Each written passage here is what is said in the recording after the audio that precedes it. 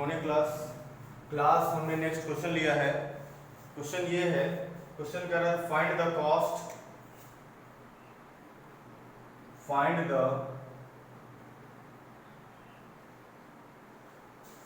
Cost of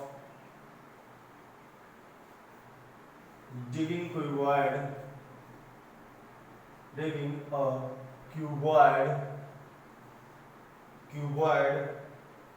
cuboidal pit 8 meter long, 6 meter broad, 6 meter broad and 3 meter deep, 3 meter deep at the rate of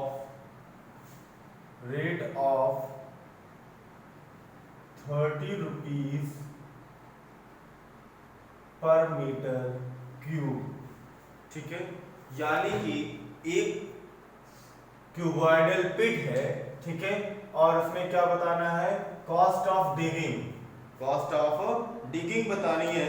मतलब कि अगर इसका हम volume ले लें, ठीक है, और उसको 30 से क्या कर दें, मल्टीप्लाई करा दें, ठीक है, तो उसकी कॉस्ट निकल आएगी। ठीक है, मतलब डिगिंग का मतलब है कहा जाए गड्ढा खोदा गया है, ठीक है, गड्ढा खोदा गया है और उस गड्ढे की कॉस्ट बतानी है कि उसमें कितना रेट लगे, कितना रुपया खर्च होगा उसको खोदने के लिए। ठीक है, तो सबसे पहले क्या करते हैं, लेंथ दी गई है हमारे पास 8 मीटर, ब्रेथ दी गई है 6 मीटर और डीप यानी कि गहराई जो दी गई है इसकी वो दी गई है 3 मीटर। ठीक है, तो अगर उसका वॉल्यूम मिल जाए हमें, तो वॉल्यूम ऑफ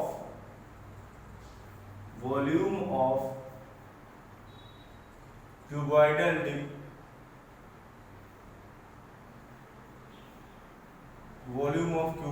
डिगिंग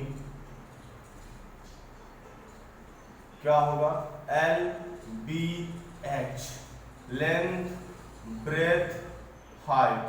ठीक है, कितनी वैल्यू आएगी, अगर इसको हम मल्टीप्लाई करा दें तो 144 मीटर क्यूब आ जाएगा। ठीक है, अब दी गई है रेट दिया गया, मतलब कॉस्ट रेट दिया गया है। ठीक है, तो लिखेंगे cost of 1 metre cube is equal to 30 rupees, यानी 1 मीटर की कॉस्ट कितनी दी गई है, 30 रुपीज दी गई है। तो हमारे पास कितने मीटर क्यूब है, 144 मीटर क्यूब है। तो cost of 144 metre cube is equal to 30 into 144। अगर इसको हम मल्टीप्लाई करा देंगे, ठीक है, तो कितना आएगा, टोटल कॉस्ट आ जाएगी 4,320 रुपीज। ठीक है, ये इसकी टोटल कॉस्ट निकल आएगी। देखिए बहुत ही सिंपल था, सबसे पहले मैंने इसका वॉल्यूम निकाल लिया, फिर 1 मीटर की कॉस्ट दी गई थी, उस कॉस्ट को फिर हमने क्या किया, 1 मीटर की कॉस्ट से लेकर के टोटल वॉल्यूम की कॉस्ट निकाल ली हमने। ठीक है, नेक्स्ट क्वेश्चन देखते हैं क्या है, कहा गया था नेक्स्ट क्वेश्चन है the capacity of a cuboidal. अगर कोई प्रॉब्लम हो क्वेश्चन में तो आप व्हाट्सएप पे कमेंट करके जरूर बता दीजिएगा। ठीक है, the capacity of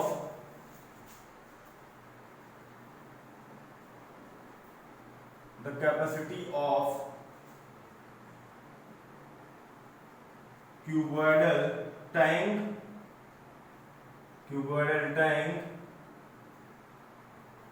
is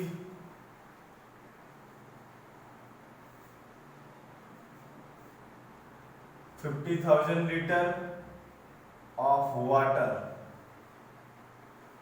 50,000 liter of water. Find the breadth of the breadth of the tank if its length are 2.5 meter and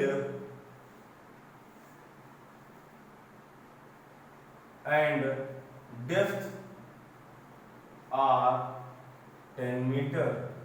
ठीक है, मतलब कि एक क्यूबॉइडल टैंक है जिसकी लेंथ दी, ठीक है, लेंथ दी गई है और ब्रेथ दी गई है और उसका वॉल्यूम दिया गया है, तो हमें क्या बताना है, उसकी ब्रेथ बतानी है। ठीक है, तो देखते हैं लेंथ ऑफ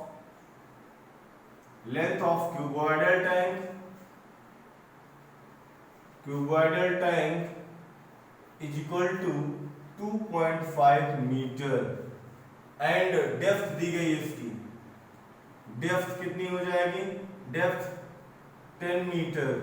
ठीक है, कैपेसिटी ऑफ टैंक, अब कैपेसिटी दिया गया है, वॉल्यूम, इसको एक प्रकार से वॉल्यूम कह सकते हैं, लेकिन वॉल्यूम में थोड़ा सा चेंजमेंट है। ठीक है, तो कैपेसिटी ऑफ क्यूबॉइडल टैंक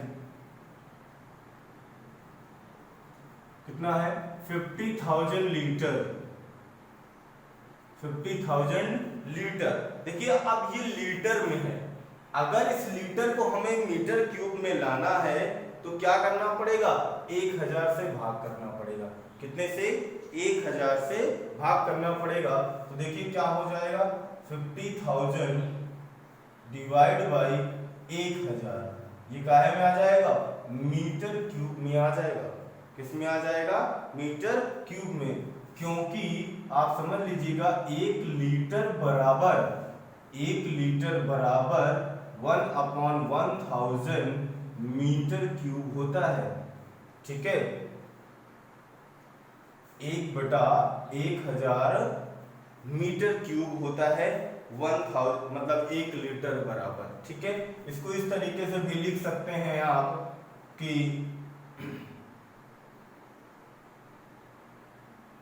इधर ट्रांसफर कर लीजिए।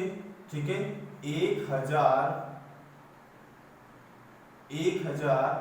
मीटर क्यूब बराबर, ठीक है, थोड़ा सा इसको दूसरी तरीके से ऐसे ही रहने दीजिए, ये समझ लीजिए कि 1 लीटर बराबर 1/1000 मीटर क्यूब होता है।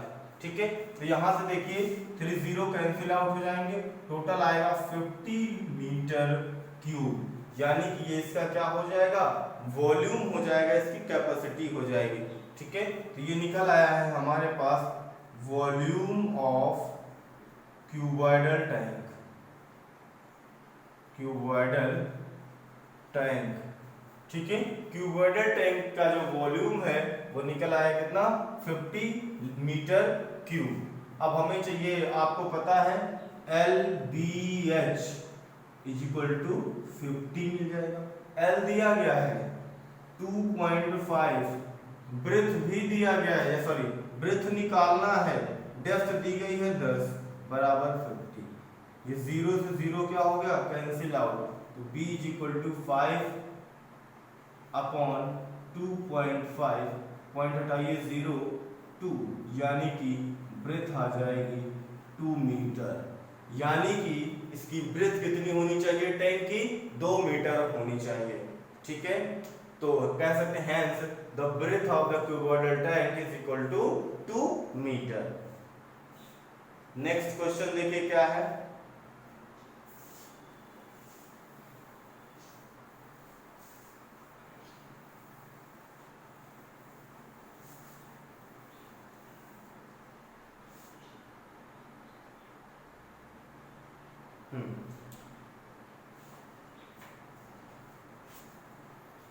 नेक्स्ट क्वेश्चन है हमारे पास, a godown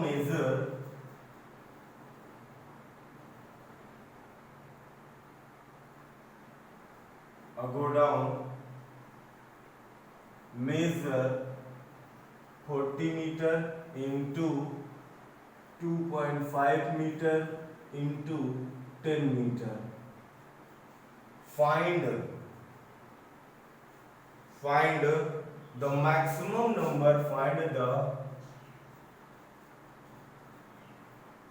maximum number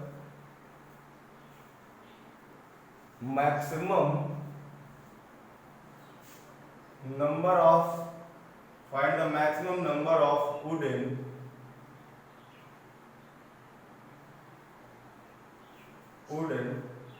crates, each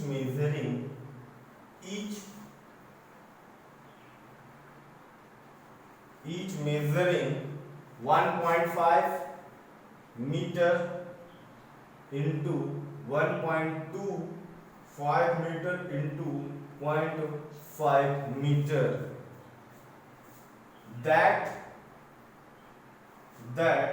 can be stored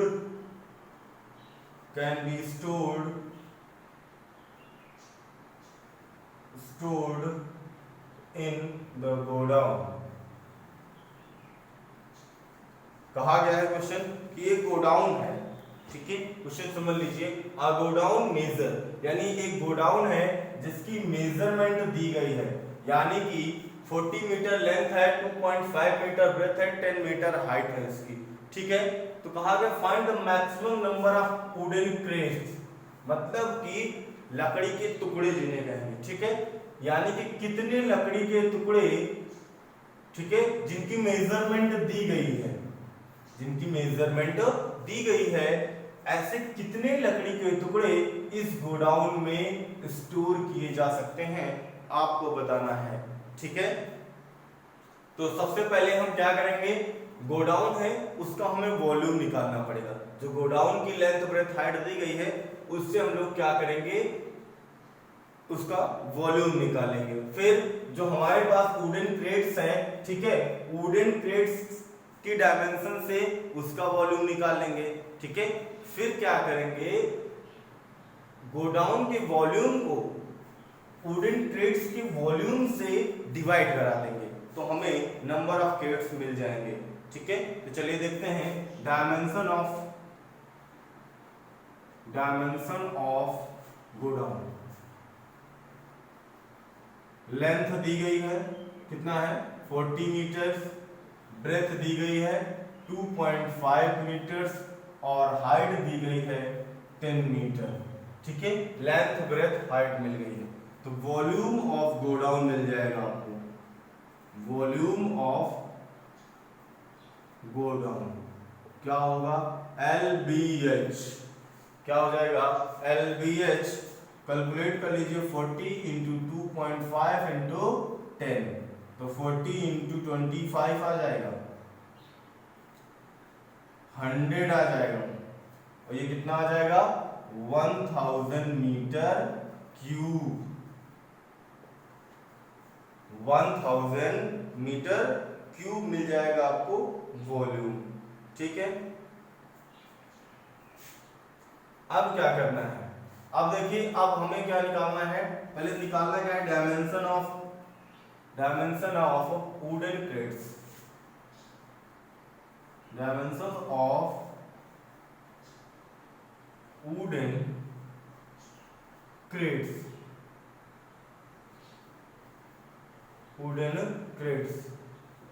तो क्या दिया गया है, L दिया गया है, यानी L1 कर लेते हैं इसको, 1.5 मीटर, ब्रेथ कर लेते हैं 1.25 मीटर, और L1 B1 H1 कर लेते हैं 0.5 मीटर, ठीक है। तो volume of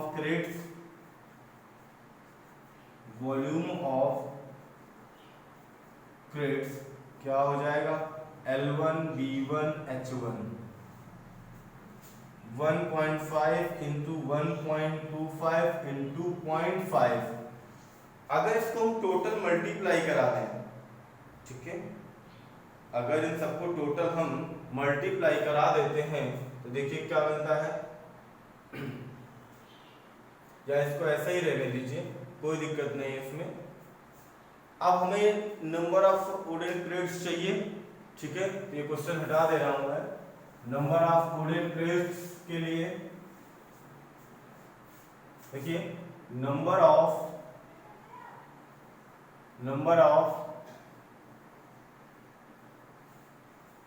wooden crates equal to क्या हो जाएगा, वॉल्यूम ऑफ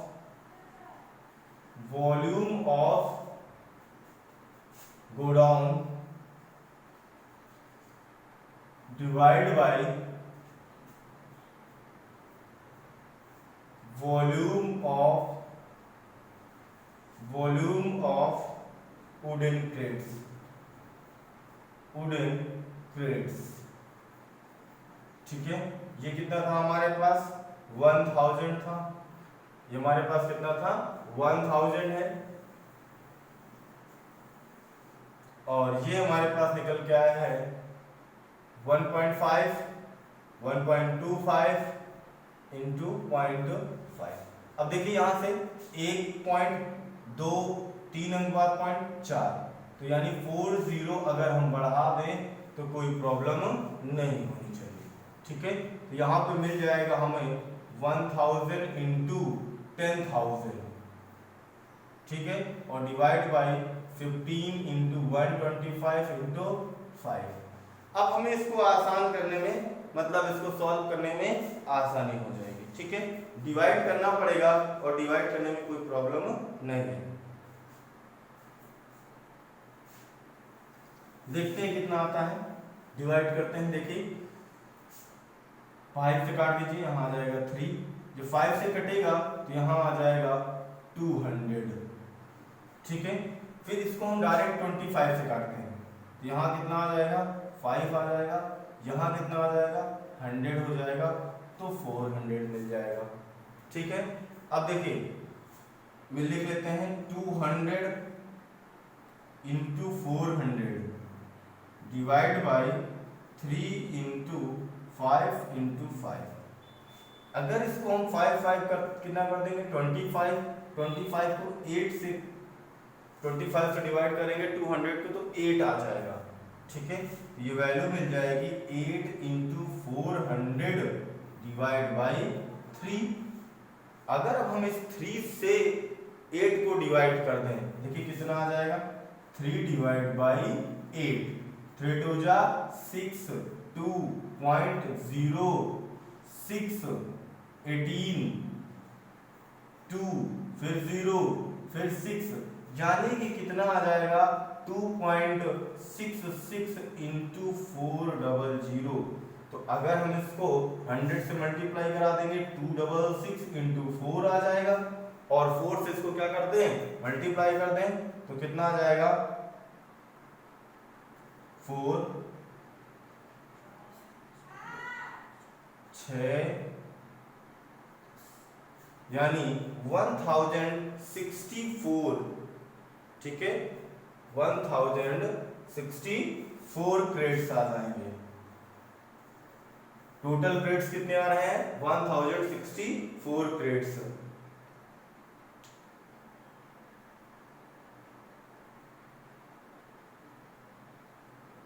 कहीं पर पॉइंट गड़बड़ हो रहा है,